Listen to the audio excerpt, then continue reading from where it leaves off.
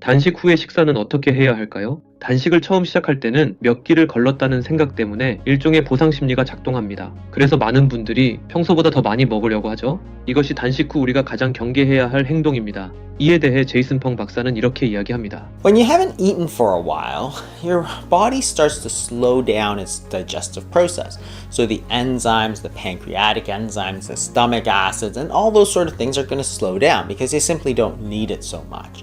So if you are to eat a lot of food in a very short period of time right after fasting, sometimes there's a bit of a lag, so you start to get some symptoms. And we've all made this mistake before where you eat too much after a fast and you start to feel the bloating or you start to feel the nausea. Some people get diarrhea and some people get a bad stomach ache. That's very, very common, and that's just that mismatch between how much you've eaten and how quickly your body is able to digest. It's probably due to the fact that your physical hunger is not that high, whereas your psychological hunger probably is much higher. That is, you haven't eaten for a while, so you see something that's just delicious, so then you're like, oh, I need to eat a lot because I haven't eaten for a while, so then you've eaten a lot more than your body can physically handle. And it's usually not a problem. Most of the time, after the first couple of times it happens, most people are able to figure out that there's this mismatch and are able to adjust.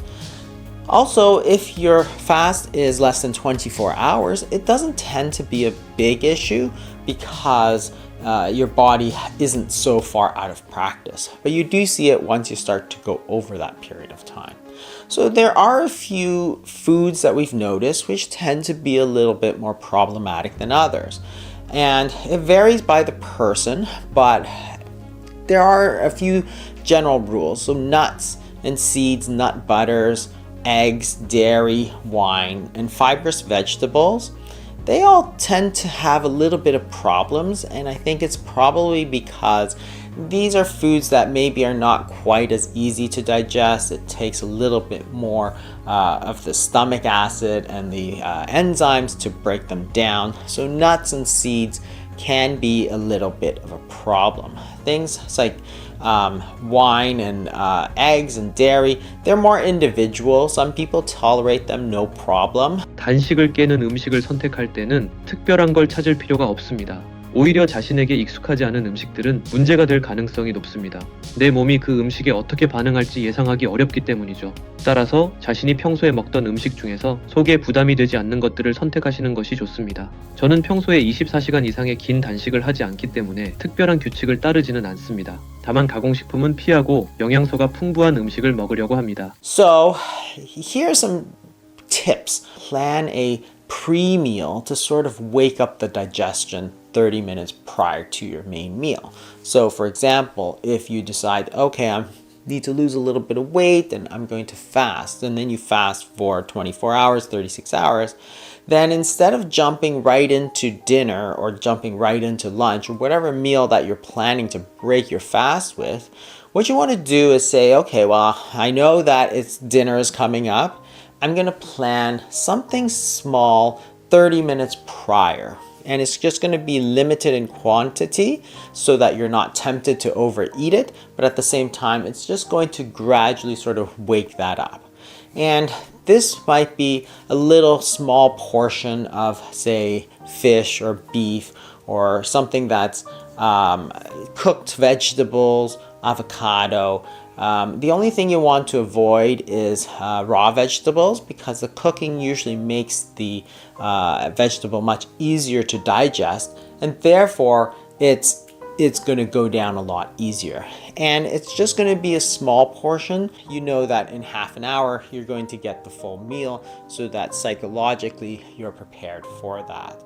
이렇게 단식 이후에 먹는 작은 식사를 국내 커뮤니티에서는 주로 보식이라고 표현합니다. 그리고 보식으로 자주 사용되는 음식을 몇 가지 추가로 말씀드리면 소금을 탄 사골국물, 고깃국, 두부, 계란, 야채 수프 등이 있습니다. 하지만 앞에서 말씀드렸듯 24시간 이상 긴 단식이 아니면 가공식품이나 혈당을 급등시키는 당류를 많이 함유한 음식을 피하는 정도로 충분합니다.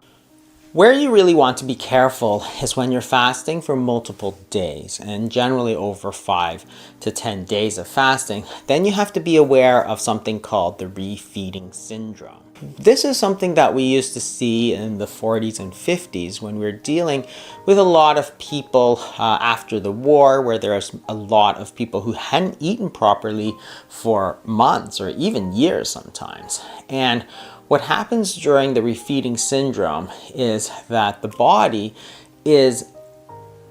really wants to build up its proteins and its cells after having not eaten for a long period of time.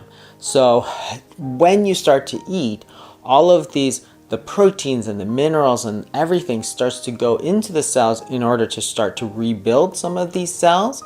But the problem is that when it all goes from the blood into the cells to try and increase the production of these new cells, the levels in the blood actually drops very, very low.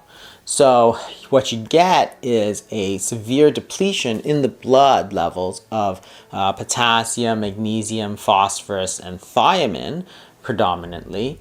And when it all goes into the cells to make new cells, the blood levels fall so low that they can actually cause a lot of symptoms. And in severe cases, it can even cause heart rhythm disturbances, and people had actually died from this. And that's why it's so important. The key hormone in this is insulin, because as we start to eat, insulin starts to go up, and that's a signal for all of these vitamins and minerals to come from the blood and go into the cells. And because there's a lot more volume in the cells than there is in the blood, it only takes a little bit of that potassium and magnesium and phosphorus to come out of the blood for the blood levels to fall so low that you can run into problems. And that's called the refeeding syndrome. There are certain groups of people that are at very high risk of developing refeeding syndrome.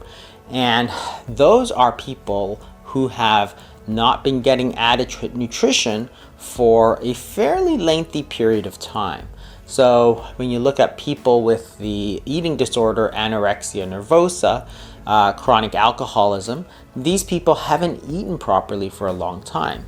Cancer patients who are very catabolic and they're breaking down a lot of their tissues, people after surgery who haven't eaten properly due to those physical restraints that stop them from eating, or elderly patients with other problems such as dementia, where they don't feel like eating and they haven't eaten for a long period of time.